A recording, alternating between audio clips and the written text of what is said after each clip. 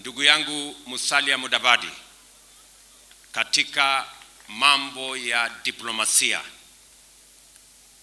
we all agree we have the best diplomat in Musalia Mudavadi,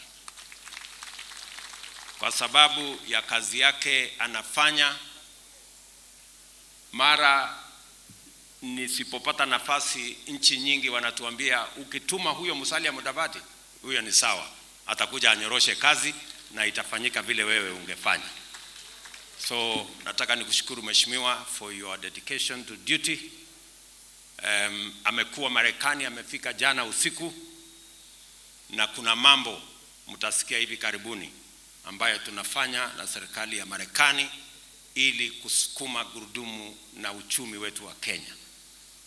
Tunaenda kule Japan kwa sababu tuko na mpango wa karibu $1 bilioni, na nchi ya Japan wanatusaidia kama taifa, na tunataka kwenda kupanga hiyo kazi.